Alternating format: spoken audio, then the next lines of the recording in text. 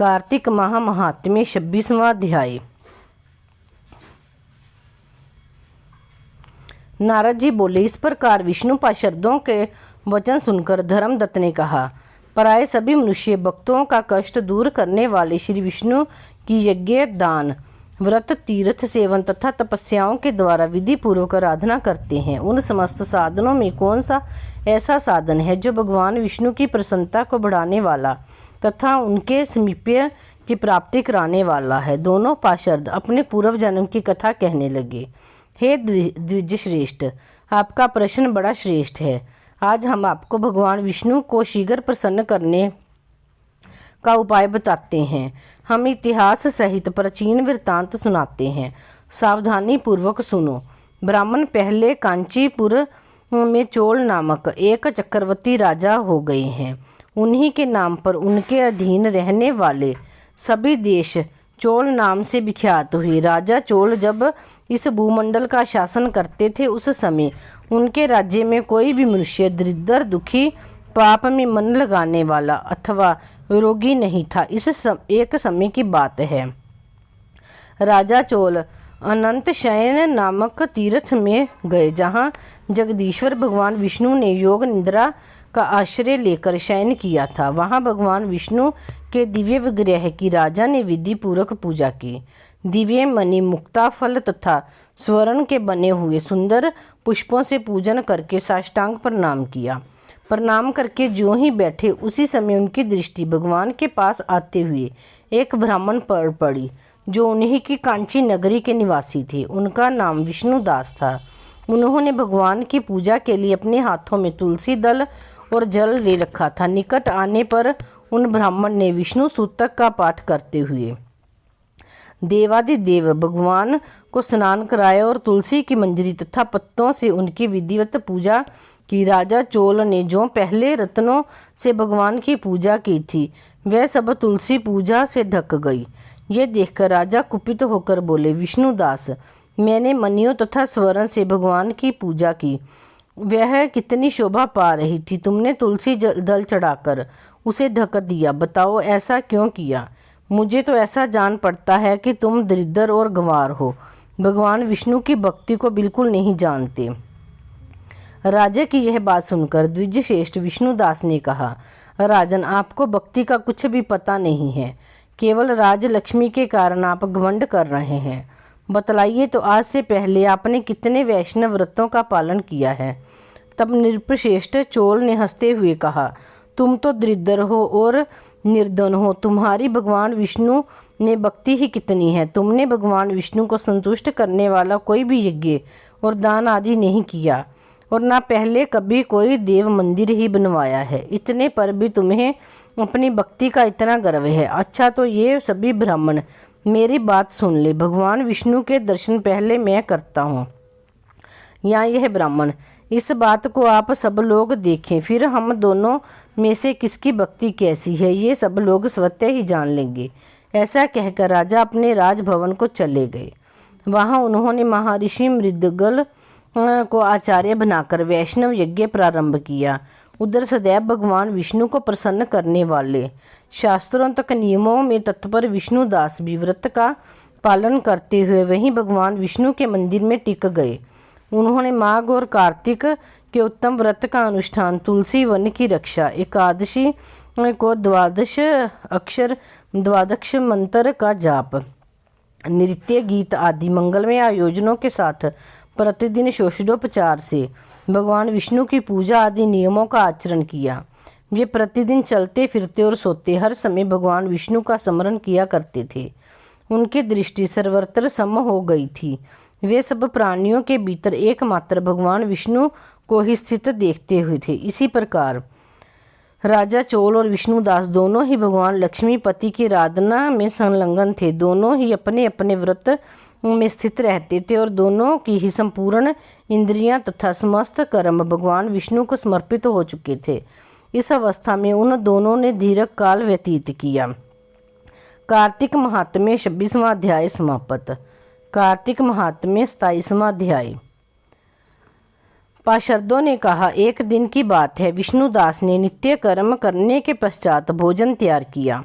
किंतु कोई छिपकर उसे चुरा ले गया। विष्णुदास ने देखा भोजन नहीं है, परंतु उन्होंने दोबारा भोजन नहीं बनाया, क्योंकि ऐसा करने पर सायंकाल की पूजा के लिए उन्हें अवकाश नहीं मिलता। अतः प्रतिदिन के नियम का भंग हो जाने का भय था। दूसरे दिन पुनः उसी समय पर भोजन बनाकर वे ज्यों ही भगवान विष्णु का भोग अर्पण करने के लिए गए, त्यों ही किसी ने आकर फिर सारा भोजन हड़प लिया।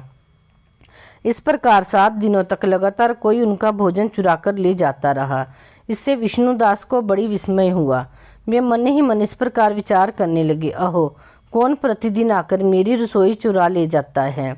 यदि दोबारा रसोई बनाकर भोजन करता हूँ तो सायंकाल की पूजा छूट जाती है। यदि रसोई बनाकर तुरंत ही भोजन कर लेना उचित हो तो मुझसे ये ना होगा, क्योंकि भगवान विष्णु को सब कुछ अर्पण किए बिना कोई भी वैष्णव भोजन नहीं करता। आज उपवास करके मुझे 7 दिन हो गए। इस प्रकार मैं व्रत में कब तक स्थिर रह सकता हूँ। अच्छा, आज मैं रसोई की भली-भांति रक्षा करूँगा। ऐसा निश्चय करके भोजन बनाने के पश्चात वे वहीं कहीं छिपकर खड़े हो गए।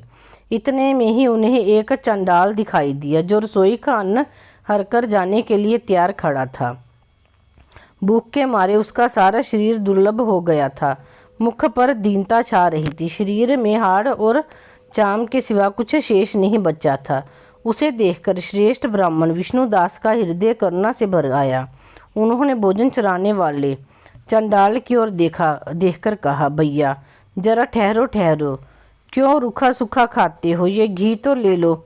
इस प्रकार कहते हुए विप्रवर विष्णुदास को आते देख वह वज्र चंडाल भय के मारे बड़े वेग से भागा और कुछ ही दूरी पर मूर्छित होकर गिर पड़ा। चंडाल को भयभीत और मूर्छित देखकर द्विज श्रेष्ठ विष्णुदास बड़े वेग से उसके समीप आए और दयावश अपने वस्त्र के शोर से उसको हवा करने लगे। तदंतर जब वह उठकर खड़ा हुआ तब विष्णुदास ने देखा वहां चंडाल नहीं है, बल्कि साक्षात नारायण ही शंख चक्र और गदा धारण किए सामने उपस्थित हैं।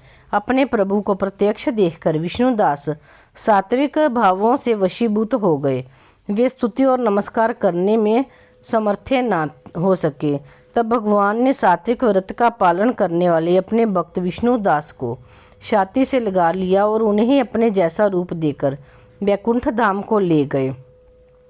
उसी समय यज्ञ में दीक्षित हुए राजा चोल ने देखा विष्णुदास एक श्रेष्ठ विमान पर बैठकर भगवान विष्णु के समीप जा रहे हैं। वे विष्णुदास को वैकुंठ धाम में जाते देख राजा ने शीघ्र ही अपने गुरु महर्षि मृदुल को बुलाया और इस प्रकार कहना आरंभ किया, जिसके साथ स्पर्धा करके मैंने इस यज्ञ दान आदि कर्म का अनुष्ठान किया है, वह ब्राह्मण आज भगवान विष्णु का रूप धारण करके मुझसे पहले ही वैकुंठ धाम को जा रहा है।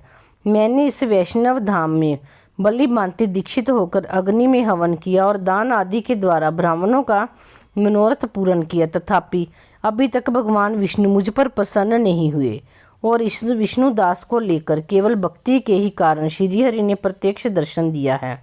अतः जान पड़ता है कि भगवान विष्णु केवल दान और यज्ञ से प्रसन्न नहीं होते, उन प्रभु का दर्शन कराने में भक्ति ही प्रधान कारण है। दोनों पार्षदों ने कहा। इस प्रकार कहकर राजा ने अपने भांजे को राज सिंहासन पर अभिषिक्त कर दिया। वे बचपन से ही यज्ञ की दीक्षा लेकर उसी में संलग्न रहते थे, इसीलिए उन्हें कोई पुत्र नहीं हुआ था।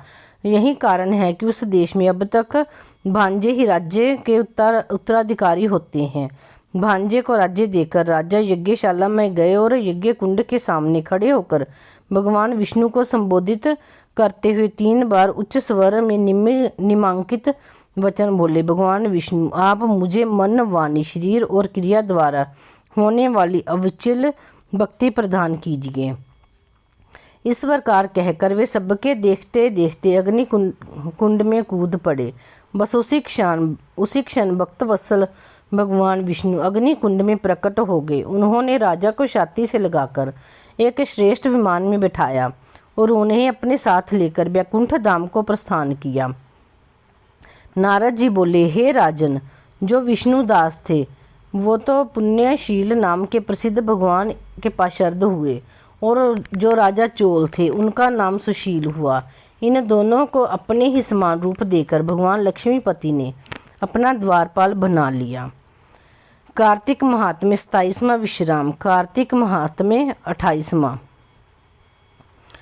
धर्मदत्त ने पूछा, मैंने सुना है कि जय और विजय भी भगवान विष्णु के द्वारपाल हैं। उन्होंने पूर्व जन्म में ऐसा कौन सा पुण्य किया था जिससे वे भगवान के समान रूप धारण करके बैकुंठ धाम के द्वारपाल हुए? दोनों पार्षदों ने कहा, ब्राह्मण, पूर्व काल में तृणबिंदु की कन्या देवहूति के गर्भ से महर्षि कर्दम की दृष्टि मात्र से ही 2 पुत्र उत्पन्न हुए। उनमें से बड़े का नाम जय और छोटे का नाम विजय हुआ। पीछे उसी देवहूति के गर्भ से योग धर्म के जानने वाले भगवान कपिल उत्पन्न हुए। जय और विजय सदा भगवान की भक्ति में तत्पर रहते थे।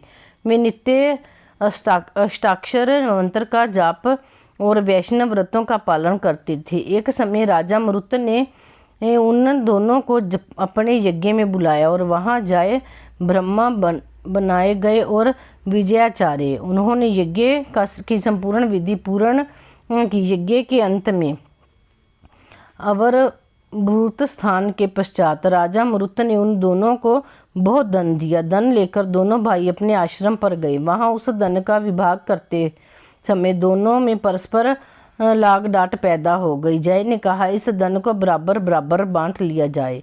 विजय ने का कहना था, नहीं, जिसको जो मिला है वह उसी के पास रहे। तब जय ने क्रोध में आकर लोभी विजय को शाप दिया, तुम ग्रहण करके देते नहीं हो, इसीलिए ग्राह अर्थात मगरमच्छ हो जाओ। जय के शाप को सुनकर विजय ने भी शाप दिया, तुमने मद की में भ्रांत होकर शाप दिया है, इसीलिए तुम मातंग अर्थात हाथी की योनि में जाओ। तत्पश्चात उन्होंने भगवान से शाप निवृत्ति के लिए प्रार्थना की। श्री भगवान ने कहा, तुम मेरे भक्त हो, तुम्हारा वचन कभी असत्य नहीं होगा। तुम दोनों अपने ही दिए हुए शापों को भोगकर फिर से मेरे धाम को प्राप्त होगे। ऐसा कहकर भगवान विष्णु अंतर ध्यान हो गए। तदंतर वे दोनों गंड नदी के तट पर ग्राह और गज हो गए। उस योनि में भी उन्हें पूर्व जन्म का स्मरण बना रहा और वे भगवान विष्णु के व्रत में तत्पर रहे। किसी समय वह गज राज कार्तिक मास में स्नान के लिए गंड नदी गया तो उस समय ग्राह ने शाप के हेतु को स्मरण करते हुए उस गज को पकड़ लिया। ग्राह से पकड़े जाने पर गजराज ने भगवान रमानाथ का स्मरण किया। तभी भगवान विष्णु शंख चक्र और गदा धारण किए वहां प्रकट हो गए। उन्होंने चक्कर चलाकर ग्राह और गजराज का उद्धार किया और उन्हें अपने ही जैसा रूप देकर बैकुंठ धाम को ले गए। तब से वह स्थान हरि क्षेत्र के नाम से प्रसिद्ध है। वे ही दोनों विश्वविख्यात जय और विजय हैं जो भगवान विष्णु के द्वारपाल हुए हैं। धर्मदत्त, तुम भी ईर्ष्या और द्वेष का त्याग करके सदैव भगवान विष्णु के व्रत में स्थिर रहो, समदर्शी बनो।